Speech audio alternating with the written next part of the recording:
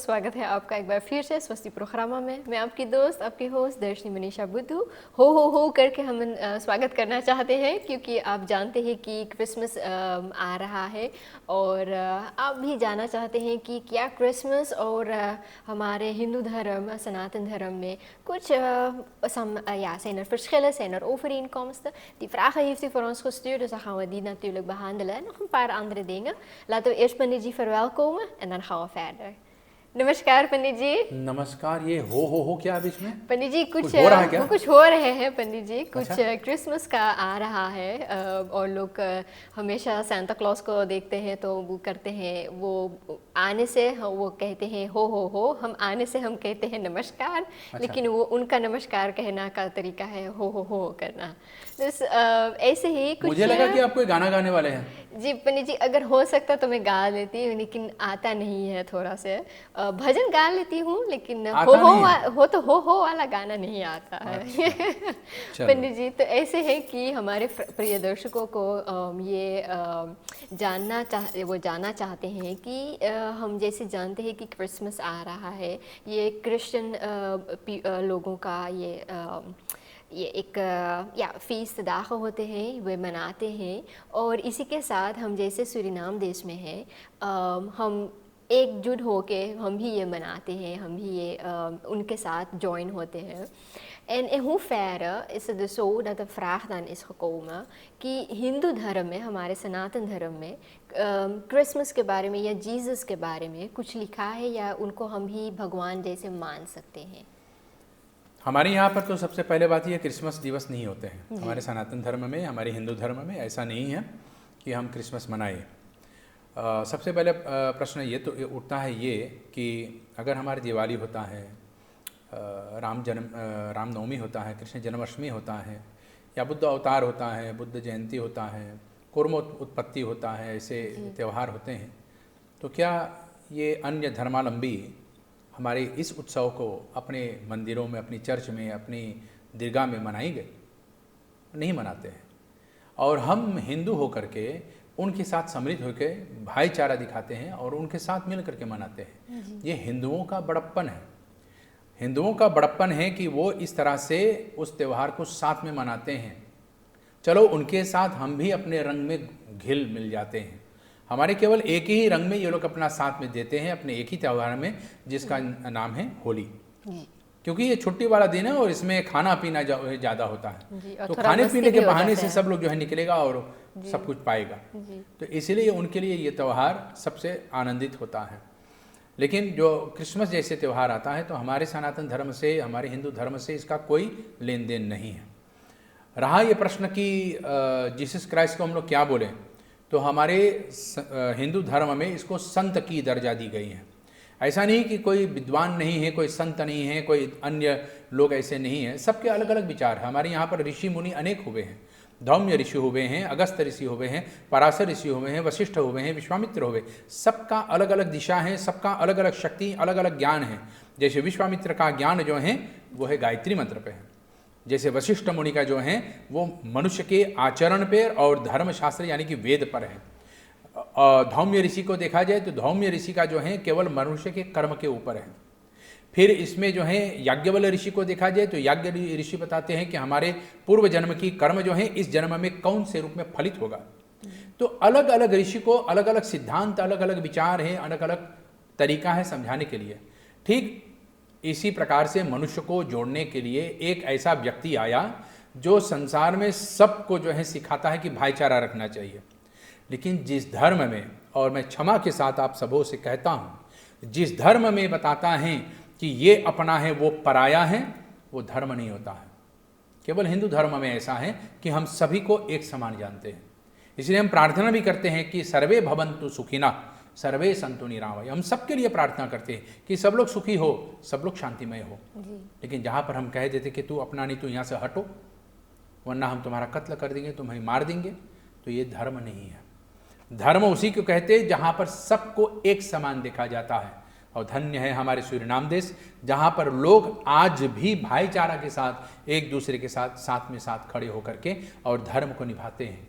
भले वो अपने तरीके से इस त्यौहार को मनाएगा, लेकिन सब लोग जो हैं अगर कभी ऐसा परिस्थिति पड़ा तो भाईचारा के रूप में जो है एक साथ में खड़े हैं और कोई किसी का जो है खंडन नहीं करता है। अन्य देशों में जाओ तो वो अपने धर्म पे एक दूसरे को जो है मिटाने पर दौड़े हैं। वो अपने आप को महान बोलने के लिए उनको नीचा दिखाएगा, वो अपने आप को महान बताने के लिए अन्य धर्मों को जो है जाकर के खंडन करेगा। धर्म का खंडन नहीं करना चाहिए, धर्म का जो है धर्म को अपनाना चाहिए, क्योंकि धारयति इति धर्मः, जो हमने अपने अंदर में धारण कर लिया वही धर्म होता है। और धारण करने का मतलब ये है कि अगर मेरा विश्वास उसमें है, हाँ, तब ये हमारे लायक होगा, तब मुझे इसको लेकर के चलना चाहिए। लेकिन अगर उसमें विश्वास है ही नहीं तो कैसे लेकर के चलोगे? इसलिए धारयति इति धर्मः, धर्म शब्द का अर्थ होता है कि जो आपने अपने अंदर में धारण कर लिया पूर्ण विश्वास के साथ, उसको जाना है आपने, उसको माना है आपने। इसलिए अपने धर्म को पहले जानिए, मानिए और तब निभाइए। कि केवल बोलने पर निभाने से कोई विद्वान नहीं, कोई हिंदू नहीं हो जाता है, कोई धर्माचारी नहीं हो जाता है। इसलिए पहले जानिए। Meneer G, als we kijken wat men dan eigenlijk geeft की क्रिसमस में सब ये कहते हैं कि जीसस जी का जन्म हुआ है।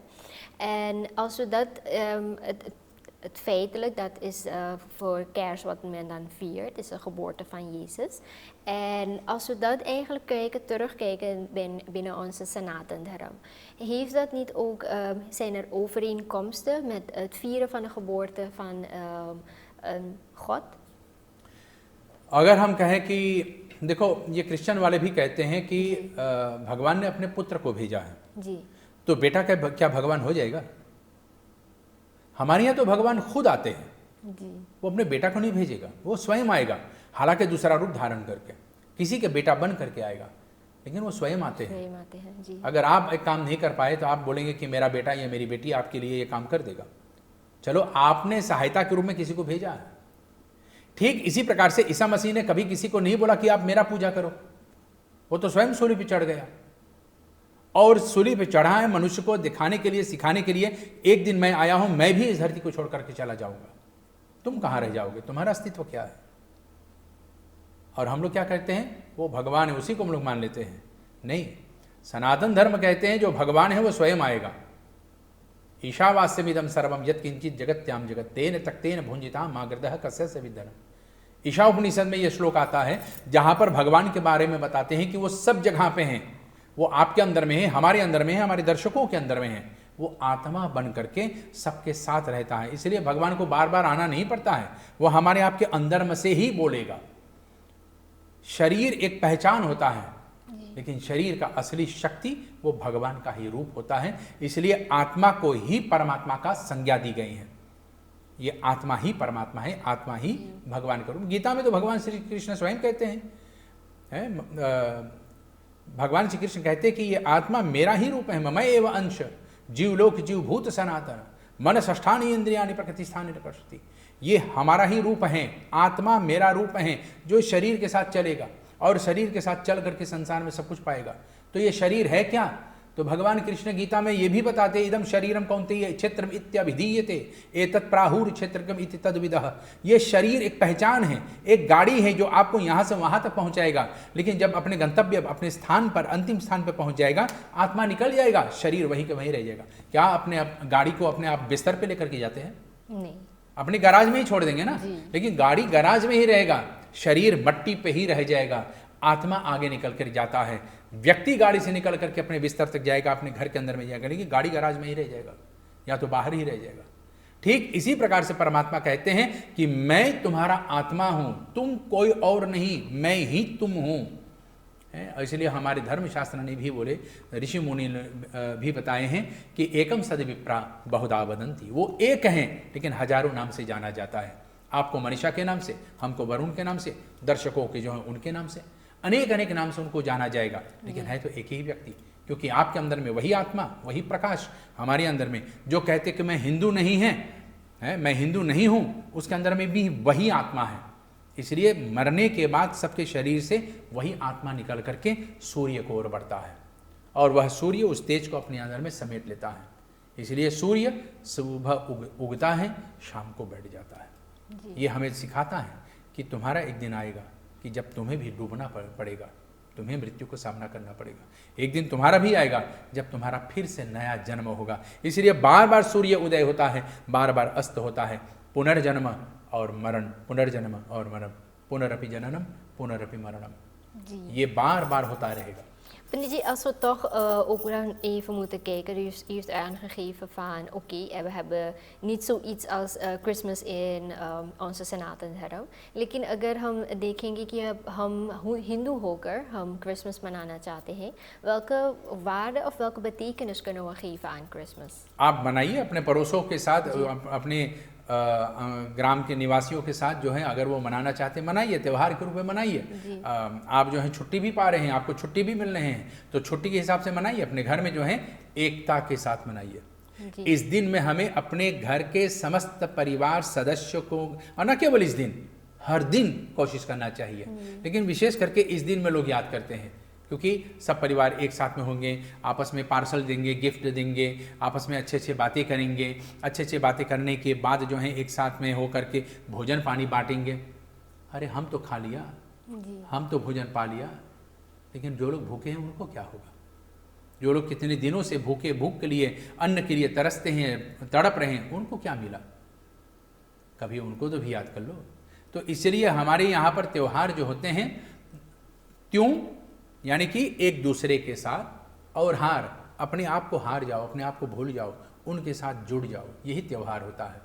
त्यौहार का मतलब होता है कि जहाँ पर मैं अपने आप को मिटा देता हूँ, अपने आप को भुला देता हूँ और औरों के साथ जो है उसके दुख में सम्मिलित हो जाता हूँ, इसी को त्यौहार कहते हैं। तो औरों के दुख बांटिए सुख देख करके। इसलिए हम लोग अपने घर में एक साथ में बैठते हैं, साथ में भोजन करते हैं, आपस में पूछते हैं कि भाई तुम्हारा जीवन ठीक चल रहा है, काम ठीक चल रहा है, सब कुछ बढ़िया है, इत्यादि इत्यादि, और साथ में मिल करके आनंदित होकर के भजन कीर्तन करते हैं। कुछ लोग गान बजान करते हैं, कुछ लोग बाबल वातर पीते हैं, और बाबल वातर पीने के बाद उसका सर दर्द होता है या पैर दर्द होता है या पेट दर्द होता है, पता नहीं क्या क्या होता है। लेकिन ऐसा भोजन पानी से क्या, जब वो दर्द बन करके शरीर में rह जाए। इसलिए उन्हीं चीज़ों को अपने जीवन में उतारिए जो हमें सुख बन करके जीवन में आगे बढ़ा सके। बहुत अच्छा। पंडित जी, als ik een kerstboom in mijn huis ga hebben of een kerstboom ga kopen en in mijn huis ga zetten, gaat dat iets veranderen van mijn hindoe zijn? भाई अगर अपने घर में जो है क्रिसमस ट्री हम लोग रख लेते हैं तो सबसे पहले हमें इस बात को सोचना चाहिए कि एक पेड़ को काट करके मैं अपने घर में रख रहा हूँ, तो इसमें प्रकृति के ऊपर क्या हम लोग कर रहे हैं? चलो पेड़ को काट करके अपने घर में नहीं रखें, अपने घर की वृक्षों को मैंने जो है बिजली से चमका दिया, सजा दिया, ठीक है, अच्छा है, हमारे ऊपर कोई ऐसा कोई बुरा असर नहीं होगा। प्रकृति का जो है हमें सदैव आदर करना चाहिए। तो कौन सा धर्म सिखाता है कि पेड़ को काट करके अपने घर में रखो, उसके बाद उसको कहीं किनारे में फेंक दो?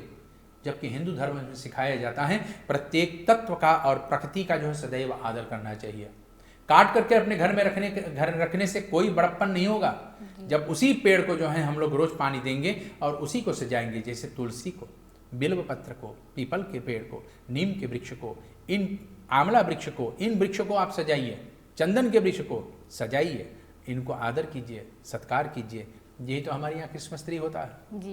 maar पंडित जी, आजकल तो वो kunst वाले फेक वाले क्रिसमस ट्री होते हैं, maar dan nog hebben mensen aangegeven van अगर हम वो यकीन के घर में हम धरेंगे तो हम जीसस को हम मानते हैं, dus dan ben ik eigenlijk van mijn धर्म overgestapt. Is dat zo?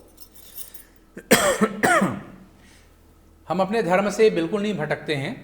जब हमारे आपके जीवन में हम लोग सोचते हैं कि भाई एक नकली पेड़ को मैंने अपने घर में रख लिया, उसके नीचे तोहफे रख लिया, उसके ऊपर एक बड़ा सा स्टार लगा लिया और इसके आधार से हम क्रिसमस बन गए हैं, नहीं।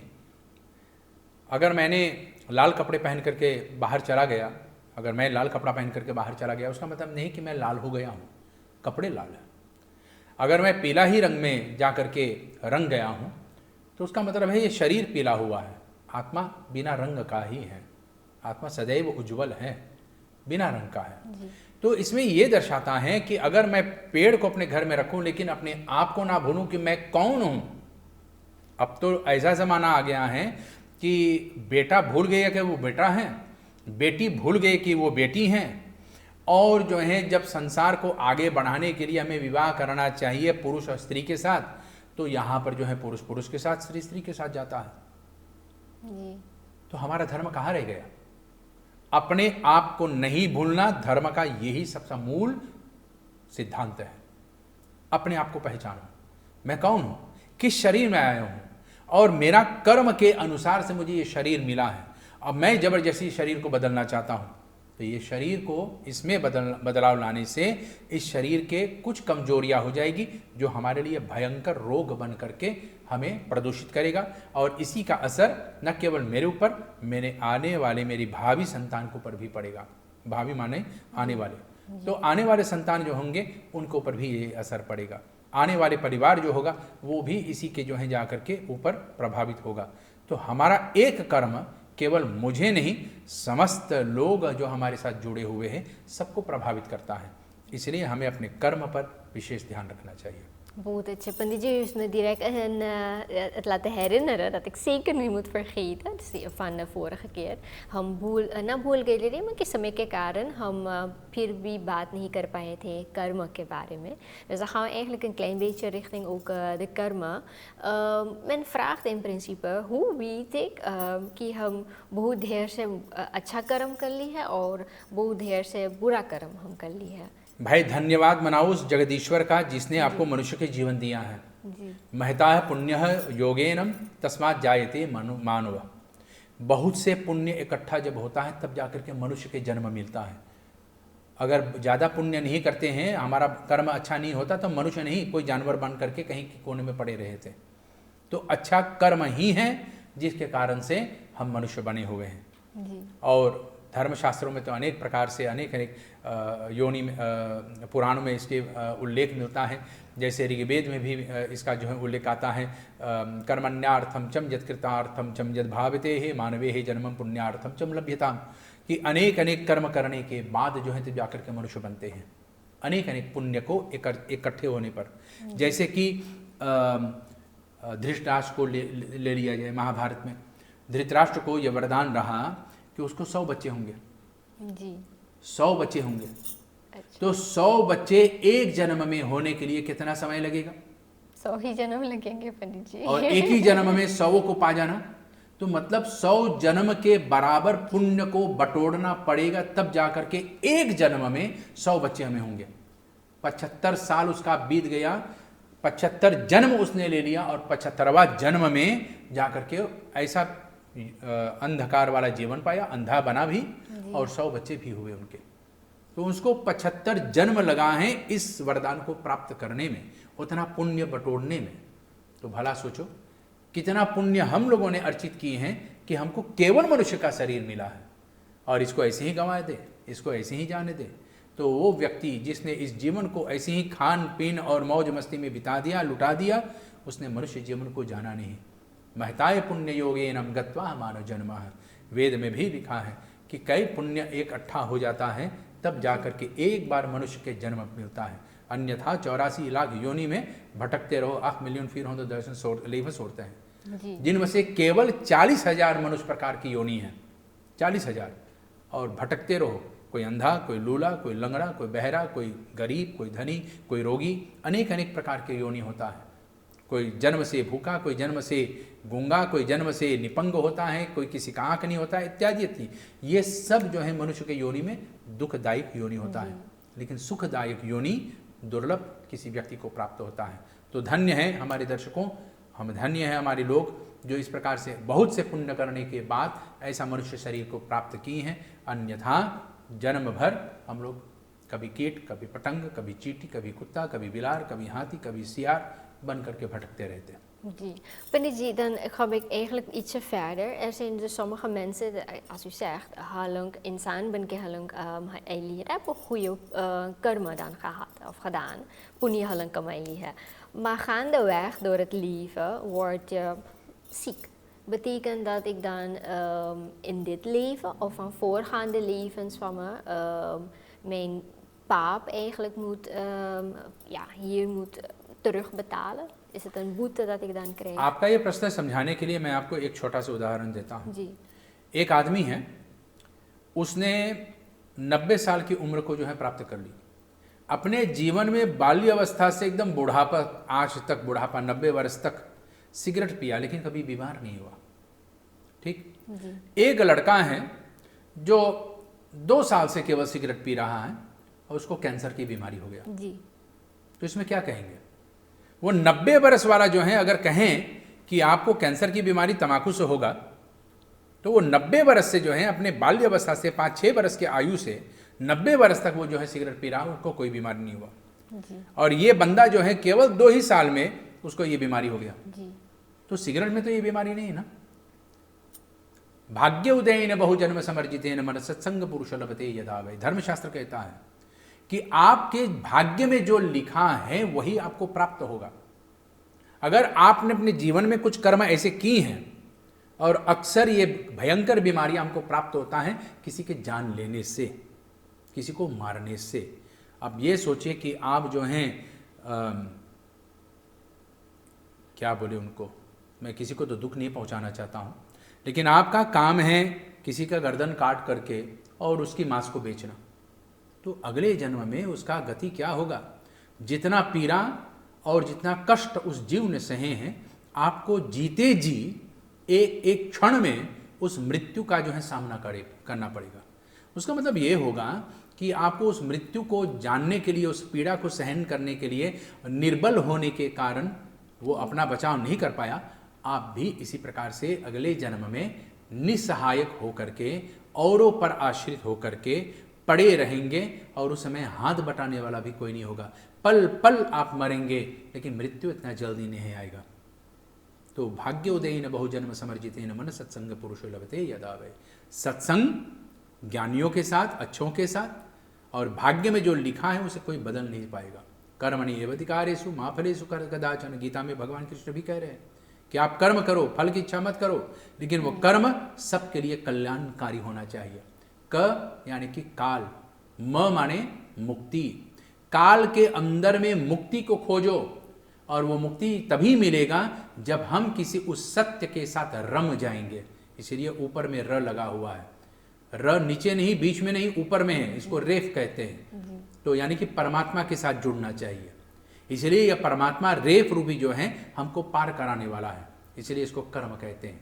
धारेति मोक्षेति रमन्तेति ईश्वरः सगत्वा न मोक्षे। यहाँ पर धर्म के बारे में भी बताए गए। आपने अपने मन में धर लिया, अपने आप अंदर में बिठा लिया, और सोचते हैं कि इसी में सुख है, इसी में शांति है, इसी में आप मस्त हैं। सोचते हैं मस्त होना यानी कि मुक्ति होना, इसी में आप सोचते हैं कि मेरा ही इसी में सब कुछ है। लेकिन जब तक भगवान से नहीं आमना सामना होगा, तब तक इंसान मुक्ति नहीं प्राप्त करेगा। कर्म भी इसी प्रकार से हैं। आप जीते जी जो भी समय बीतेगा उसको काल ही कहते हैं। आप पहला जन्म, पहला वर्ष में, दूसरा वर्ष में, 8वां वर्ष में, 10वां वर्ष में, 20वां, 100वां वर्ष में कुछ भी करें, ये काल के अंतराल है। काल माने समय, समय के भीतर में आप कर रहे हैं, तो ये हर पल हमें मृत्यु का दर्शाएगा। सुख आएगा, सुख जाएगा, दुख आएगा, दुख जाएगा, कुछ मिलेगा, कुछ खोएंगे, यही काल है। और हम लोग सोचते हैं कि यहाँ पर कर्म करेंगे, काल के बीच में रह करके एक दिन तो मरना है भैया, चलो खा पी करके मर जाते हैं, मुक्ति मिल ही जाएगा। तो वहाँ पर मुक्ति नहीं, वो माया हो जाता है। लेकिन वही कर्म भगवान के साथ मिल जाता है तो वो मुक्ति बन जाता है। लेकिन वही कर्म संसार के साथ जुड़ जाता है और केवल मेरे साथ संबंध रखता है, संसार और मेरे के साथ जुटने के साथ वो माया बन जाता है। इसलिए क में काल है, म में माया है, और वह ईश्वर से अगर जुड़े तो वह मोक्ष बन जाता है। जी पंडित जी, ऐसे तो सो कि हम जब चाहे हम अच्छा कर्म हम कर ली, चाहे बुरा कर्म कर ली, जो हमके leeuwig है और deeuwig है, ga ik in dit leven ook dat dan hebben. Het gaat niet verder naar een volgend leven. आगे भी जाएगा। अवश्यमेव भुक्तेन कृतम कर्मम शुभाशुभम नचीयते भुक्तम कर्म इति कल्प कोटि शतैरपि। कल्प कोटि शतैरपि, यहाँ पर यह शब्द आता है।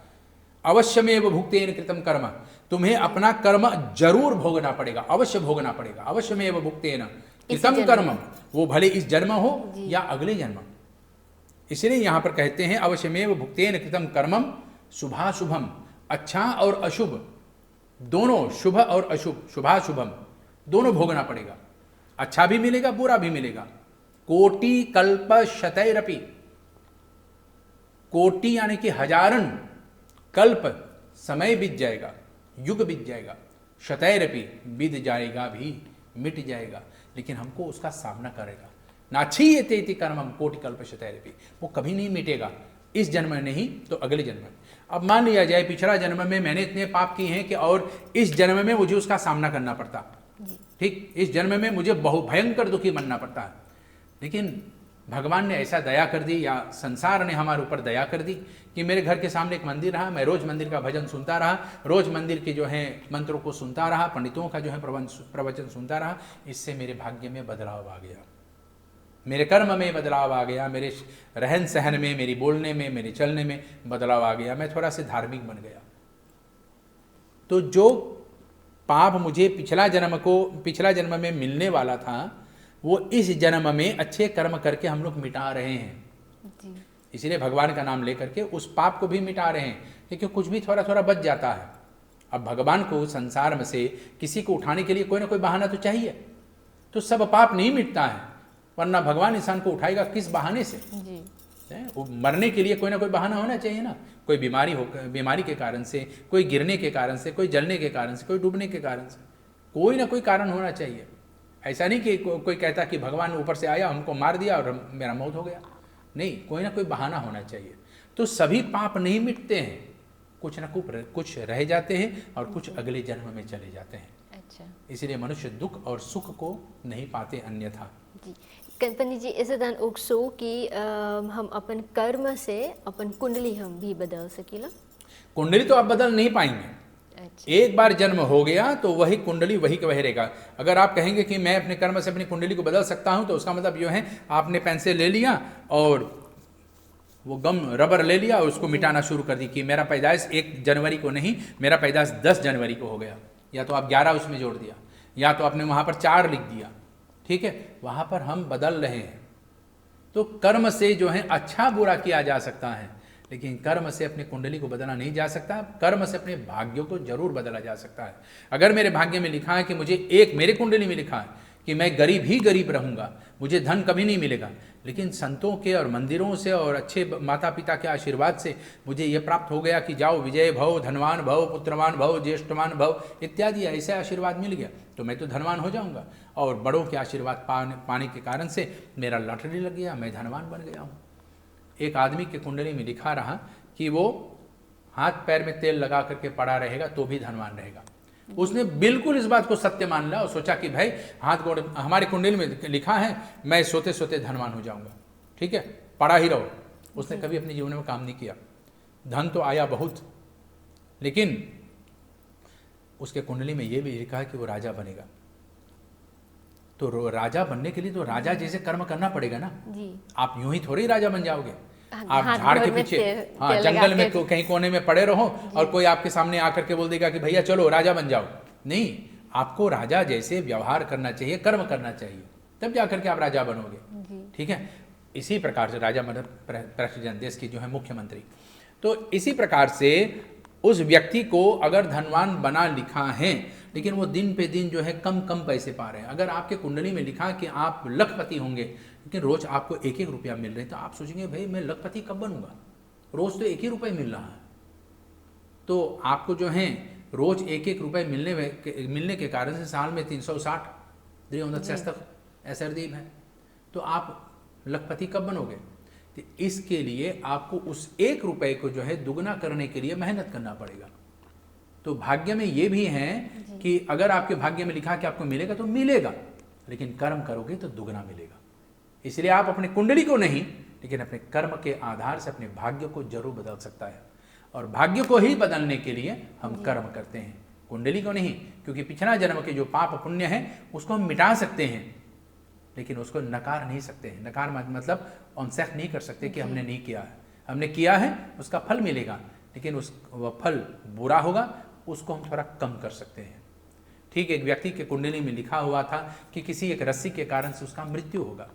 उसने सोचा कि भाई मृत्यु के कारण से अगर किसी का मृत्यु होता है तो उसका मतलब सूली पे चढ़ना है, फांसी लगना है। तो उसने सोचा कि पंडित जी मेरा ऐसा कोई उपाय कीजिए, मेरा ग्रह शांति आती करवा दो कि मेरा ये ना हो। उसने, अब देखो कुंडली में जो लिखा तो कोई बदल नहीं पाएगा, लेकिन उसका असर आप बदल सकते हैं। सर दर्द आपका मैं दूर नहीं कर सकता, लेकिन आपको टैबलेट दे करके, वो खेलने वाला टैबलेट नहीं, वो पीने वाला, वो टैबलेट दे करके आपका सर दर्द थोड़ा कम कर सकता हूँ। ठीक, ठीक इसी प्रकार से पंडित जी ने जा करके उसका ग्रह शांति करा दिया और कहा कि भाई अब विश्वास मानिए, आपकी कुंडली में जो ये लिखा था कि रस्सी के कारण से आपका मृत्यु होगा, अब नहीं होगा। एक दिन वो तो विदेश चला गए घूमने के लिए। वहाँ पर घूमते घूमते कुछ लोग उसके साथ मिले। वहाँ पर कुछ लोग रस्सी के साथ खेल रहे थे और एक व्यक्ति ने रस्सी को ऐसे मारा तो गर्दन में थोड़ा से खरोच पड़ गया, थोड़ा से कट गया रस्सी के कारण से। तो कुंडली में जो रस्सी के द्वारा उसका मृत्यु होना था वो केवल में एक जो है पहचान, एक चिन्ह बन करके रह गया, एक मार्ग बन करके रह गया, लेकिन मृत्यु नहीं हुआ क्योंकि उसका मृत्यु दोष शांति हो चुका है और रस्सी का जो असर तो नहीं मिटेगा। तो वो छोटी सी खरोज बन करके उसके गाल पर पड़ गया और मृत्यु भी नहीं हुआ। तो भाग्य में जो लिखा है, कुंडली में जो लिखा है उसको बदल नहीं पाएंगे, लेकिन कम कर जरूर कर सकते हैं वो कर्म के आधार से जी। और वही आपका भाग्य निर्धारित करता है। कर्म ही मनुष्य का भाग्य निर्धारित करता है। Goed, Pandit ji, u heeft ons heel veel verrijkt met de informatie over eigenlijk de link meer ook met dharma en met karma. En zeker nog wat u zegt, we kunnen onze kundalini niet veranderen met ja, onze karma.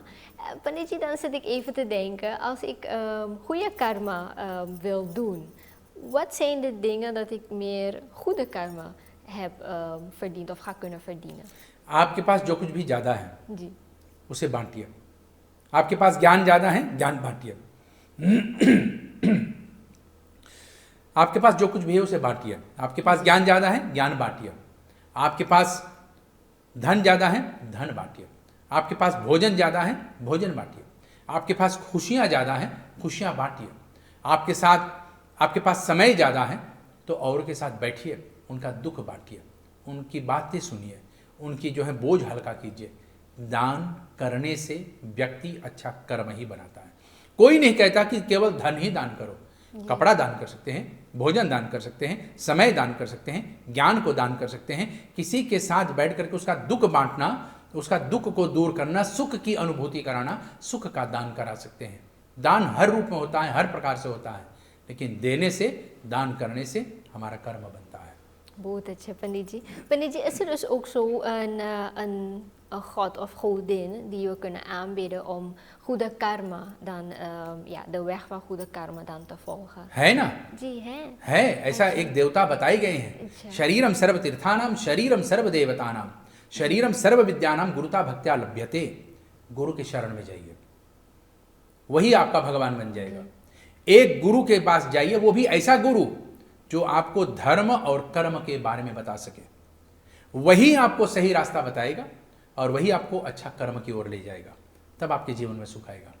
जो सोचते हैं कि मैं बढ़ करके सब कुछ जान गया हूं, मैं ही सब कुछ हूं, वो कभी कुछ नहीं जान पाएगा। क्योंकि जिस दिन मैंने जाना कि मैंने सब कुछ जान लिया, उसी दिन मैंने जाना कि मैं कुछ नहीं जानता जी। और जब मुझे अनुभव होगा कि मैं कुछ नहीं जानता हूं, तब मुझे परमात्मा से साक्षात्कार हो जाएगा। तब मुझे उस गुरु का पहचान हो जाएगा कि गुरु ही बता सकता है कि मनुष्य के शक्ति, मनुष्य का पहचान कहाँ है। आप अपने आप से नहीं बता सकते हैं कि मेरी आत्मा कहाँ है, मेरे हृदय में, मेरी बुद्धि में है, मेरी आँख में, मेरी नाक में, मेरे मुंह में है। आप अगर एक बात पे विचार करें, भगवान ने कान 2 दी हैं, आँख 2 दी हैं, नाक के छिद्र 2 दी हैं, लेकिन मुख केवल 1 दिया है। क्यों? क्योंकि कुछ भी देखो, कुछ भी सूंघो, कुछ भी सुनो, पहले चुप रहो, पहले चुप रहो। अपने आप में समझने की कोशिश करो। दूर से मैं एक लोटा देख रहा हूं, चमक रहा है और मुझे लगा कि ये सोना है, तो केवल आंख पर विश्वास मत करो। मुख हमें जो है बताता है कि पूछो। मुख केवल बोलने के लिए नहीं है, मुख पूछने के लिए है। इसलिए पूछो। जब तक नहीं पूछोगे तब तक ज्ञान नहीं मिलेगा। इसलिए पूछ करके उस व्यक्ति के, उस तत्व के बारे में जाने। जो हम देख रहे हैं क्या वो सत्य है? तब वहां पर जो है सामने वाला जो बैठा है वही उस तत्व का पहचान कराएगा। और सामने वाला कोई और नहीं, हमारा आत्मा होता है। यही हमें आपको उस सत्य के बारे में बताएगा। इसलिए शरीरम सर्व तीर्थानाम, सभी तीर्थ शरीर के भीतर में है। शरीरम सर्व विद्यानाम, सभी विद्या हमारे आपके अंदर में है।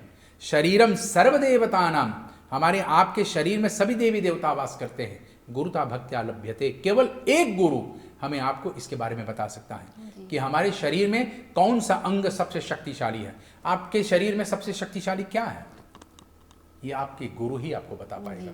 आप अपने आप से नहीं बोल सकते कि मेरी आँख सबसे शक्तिशाली है, या मेरी नाक सबसे शक्तिशाली है, या मेरी मुंह सबसे शक्तिशाली है। कभी मुंह और जीभ के बारे में लड़ाई सुने आपने? नहीं सुने पंडित जी, बताइए। एक है जीभ, एक है दांत, और एक है मुंह यानी कि होंठ। जी। इन तीनों में आपस में झगड़ा हो गया। पेट को लगा भूख, और पेट ने मुंह से बोला कि आप मेरे लिए भोजन मांगिए। होंठ ने बोला कि मुझे खाने की इच्छा नहीं है।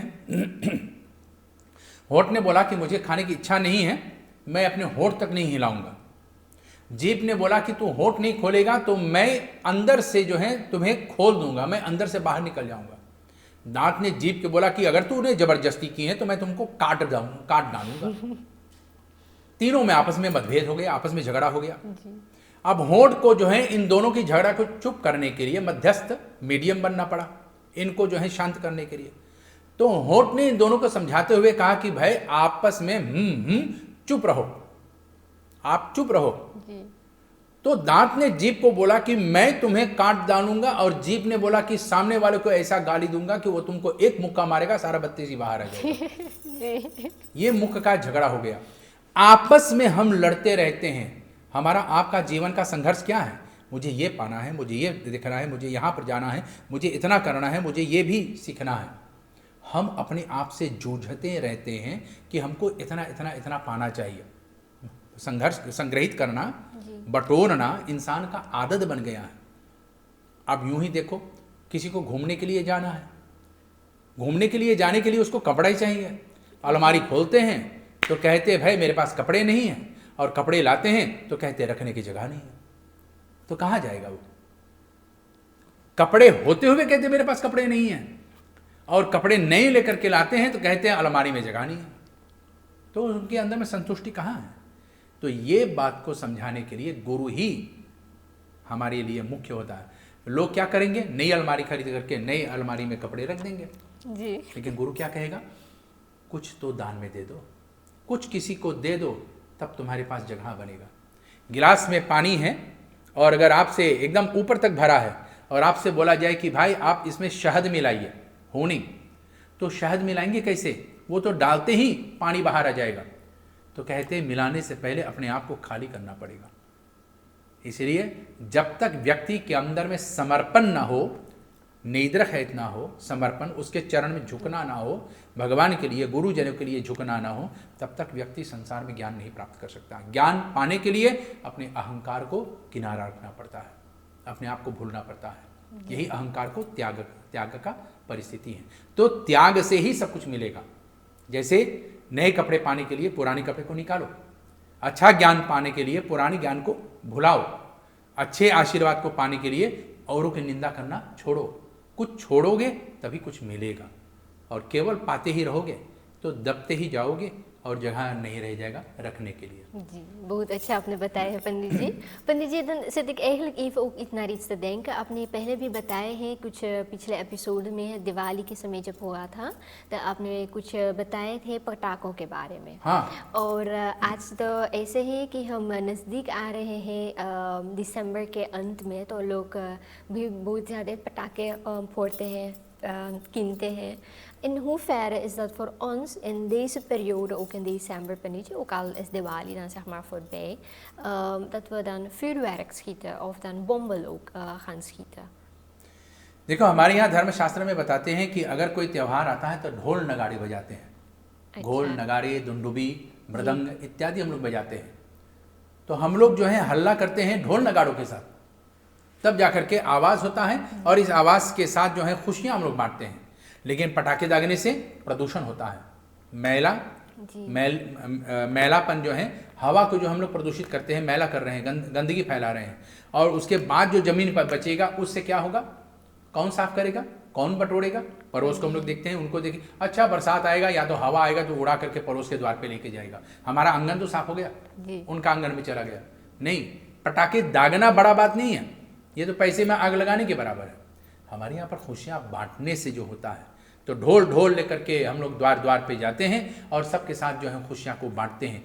ये सबसे बड़ा त्यौहार होता है और इसी समय पे हम लोग एक दूसरे के साथ मिल जुल करके आनंद को मनाते हैं। ये सबसे अहम बात होता है।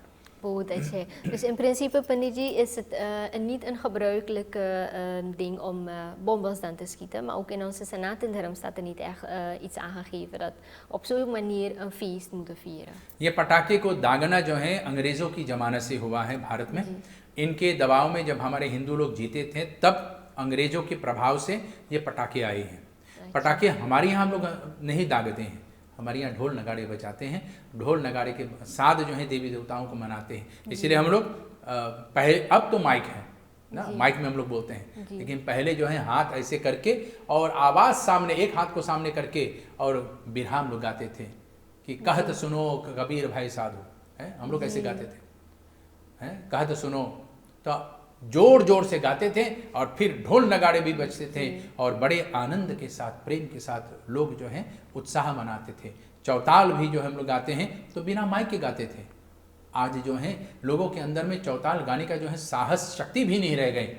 तो इसको जो है पाने के लिए, इस त्यौहार को मनाने के लिए हमें अपने श्वास पर और अपने प्राचीन काल से जिस तरह से हम लोग त्यौहार मनाते थे उसी प्रकार में फिर से वापस आना चाहिए।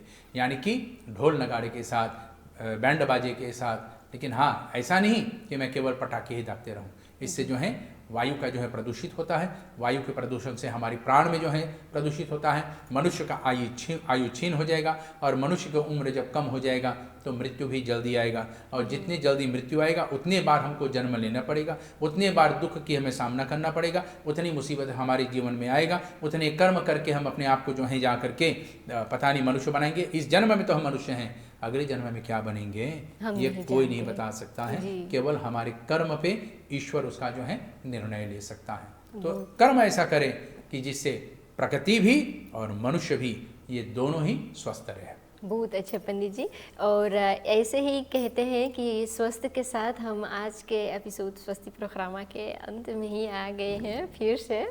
तो आपको हम बहुत बहुत धन्यवाद कहना चाहते हैं पंडित जी। Ook al is het niet een festijn dat wij in de Sanatendharm het vieren, maar dan nog is het gebruikelijk dat we meestal dan zeggen een fijne feestdagen. En we hebben ook een jaarwisseling dat we tegemoet aan gaan komen. We wensen namens Swasti programma u en natuurlijk onze beste kijkers een fijne jaarwisseling en fijne feestdagen. धन्यवाद। ये हमारा आपका नया वर्ष नहीं होगा, नहीं। लेकिन ईस्वी शताब्दी की जो है नया वर्ष होगा। इसलिए हमारे दर्शकों को भी शुभ नया वर्ष, ईस्वी नया वर्ष। और मिलते हैं आपके फिर से नए प्रश्नों के साथ जो आपकी जो है दूत हमारे ऊपर तीर के निशान पर छोड़ते जा रहे हैं। जी बहुत बहुत धन्यवाद पंडित जी। हम फिर मिलेंगे अगले एपिसोड में। Priya Darshako, इसी के साथ आपने सुने हैं, we hebben het heel veel gehad en ruim heeft Panditji ook verteld over het karma en zeker ook over het verschil tussen de Christmas en onze Sanatendharm en hoe u dit eigenlijk ook anders zou kunnen vieren. Zeker met voorzichtigheid en met dat zeg ik u, we zien elkaar volgende keer. Namaskar.